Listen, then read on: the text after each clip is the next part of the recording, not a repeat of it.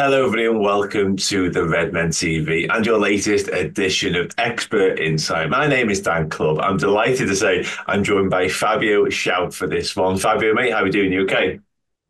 Yeah, I'm fantastic. Thanks, Dan, for inviting me. It's an honor to be your guest. Oh, you too kind. Massively appreciate you coming on. I really do.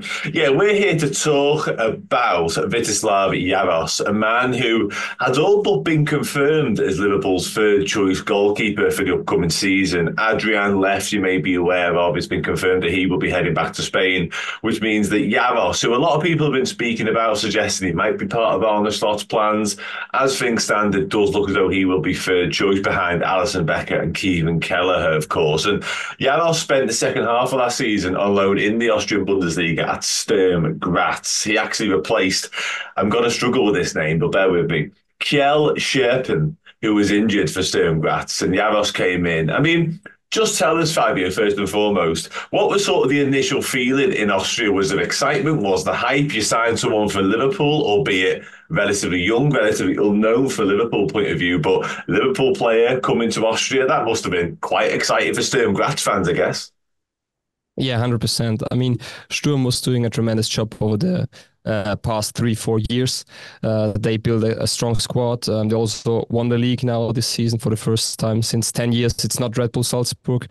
So they did really good. And also the last two goalkeepers have been goalkeepers from England. So there was Arthur Okonkwo from Arsenal, and then, as you said, it was they say Scherpen. I guess it's either way, right?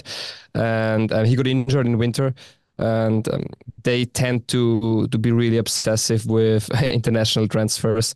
So not that much of trust and faith in their own youth, but the way how they built their team proved them right, to be honest. So Jaros came in, and there was again a goalkeeper from the island. So it was really interesting for everyone. Obviously, Liverpool, huge club, and yeah, I think at the end he did really well. Yeah, he certainly did. Yeah, and look at his stats. So 14 Austrian Bundesliga appearances, conceded 11 goals, 5 clean sheets. I mean, when he arrived at the club, Sturm were in second in the league table. Obviously, they won the league, as you mentioned there. I guess overall on Jaros, he had a pretty impressive spell, really, in Austria. I mean, when he came, to be honest, in the beginning, I wouldn't say he struggled, but you could see he hasn't played that much, I think. So this was definitely visible. But when the season went further, and it was just 6 months where he actually stayed in Austria, he did really, really, really well. And especially in the end, in my opinion, he was a big part that Sturm could celebrate, not even the cup title, but also the championship. So he was definitely doing tremendous. He had some really big saves in the end, great reflexes, and he also knows when to leave the line. He's good in the aerial duels, so he made some smart and really good decisions, especially in the end of the season, where it's all about being also strong in the head. So I think he was really important, and even one thing you could be no, not I don't want to say concerned, but compared to Okonkwo or Skerpen, I think he was not that good with his foot. So he was all right. But when it comes to distribution with the foot, it was not. I had a feeling that the others were a little bit better, but overall it was a great goalkeeper. And if he would have stayed the entire season, he probably would have become goalkeeper of the season, maybe. So yeah. Okay, interesting. Yeah, I mean, obviously things to work on there, room for improvement by the sounds of it. You mentioned a couple of his strengths there, and one of the weaknesses you mentioned as well, obviously, is distribution, his use of the feet. I mean, that's absolutely integral, not just in for Liverpool, but in the modern game as well. So that's something you might have to work on, you think, moving forwards? Yeah, I also need to say Sturm is playing more in a Austria, Germany. There's some kind of leagues that try to be transition football, so high intensity, lots of second balls you try to gain.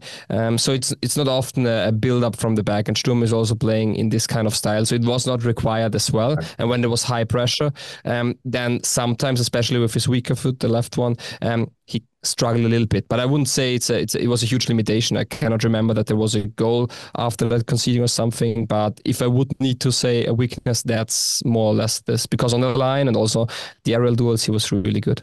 Okay, interesting. Yeah, I mean, he's still only 22, which is very, very young for a goalkeeper, of course. We see top level goalkeepers go on well into their 30s, don't really hit their prime, their peak until sort of early 30s very often. Did that ever show? You mentioned early doors in his Sturm career. He looked a little bit inexperienced, it's fair to say, potentially. Or by the time he left, by the time the end of the season came, he was performing beyond his years. He looked more settled. He looked like he'd doing it for a longer period of time, I guess. Yeah, he proved himself. And that's also the result that he played in the European Championship. Like he was a part of the Czech Yeah. Republic team, and as you said, he's very young as a goalkeeper. His appearance on the pitch was really good. So he presented a goalkeeper with confidence, I think, which also is something that's important for your defenders to have got a feeling someone is behind me that can save some balls if we make mistakes or anything. So overall, I think it was great for him to get some experience in playing time because nothing can replace the 90 minutes. No, absolutely, you can't. No, you said a moment ago, Fabio, there were no sort of like, I suppose on both sides, were there any sort of standout performances that you can remember? And was there any sort of real sort of mistakes that you made as well on the way? I mean, is there anything that stands out in your mind? You went, oh yeah, he was brilliant there, or he wasn't so great there. Is there anything at all? Yeah, as I said earlier, maybe like in the beginning, he had just some small mistakes. Like you could see he was not that confident. Maybe it Mm. was like a bit of playing time. And in the beginning, I wasn't also not that sure if that was a great choice by the club. But when the season was going on, it was definitely. And in the crucial moments, he was there. And especially as I said earlier, at the end of the season, it was tremendous. Okay, and he got to celebrate that league title as well, which must have been nice. Just on the Liverpool side of things, then, I mean, as I mentioned at the top, it looks like he will be part of Arne Slot's first team squad, first team plans, not only for pre-season, but heading into the season itself now. I mean, do you think he's ready for this role? Do you think he's ready to step up? Or from your point of view, do you think he looked like somebody that needed another loan? Because he's likely probably not going to play a lot of first team football, you would have thought. Alison Becker has mentioned Kelleher. It's a good chance he's just in and around the squad. Will that benefit him? Or do you think he probably could do with another loan away? I mean, Liverpool is one of the biggest clubs in the world, so you need to think differently than in Austria. That's for sure. Playing time is crucial, and if you don't play, that's tough. I've seen he has a contract until 2025. Is that correct? So Yeah. if you think about put him on loan, then obviously you should extend his contract because you see more on him. If you're not that sure, then probably keep him as a third goalkeeper, which is as a third goalkeeper probably a brilliant choice. But all comes down on playing time, in my opinion. Especially he's very young. He's telling that he now proved himself on a, I think, Austrian level. Obviously not comparable to the big four, big five leagues, but after that, it's the level really increased over the recent years. So he did a brilliant job there. And I think if he can get more experience on a similar level, that will make him even a better goalkeeper to maybe eventually become a goalkeeper for number one, maybe. I don't know. Okay, just on that then, do you think his potential is ceiling? Have you seen enough in there to suggest that at some point in the years to come he will be perhaps at Liverpool, perhaps not at Liverpool, but a top level goalkeeper? That's a tough one. I'm not a goalkeeper coach. I think he has potential. As we spoke about his weaknesses, he definitely needs to improve with his legs. So that's something. He had some limitations, and if he can improve on this part, I don't see why not. He's tall, he has a good appearance, he played well. It was just 6 months. I really followed him now, but I don't see a reason why not to believe in him. But playing time is the key, I think.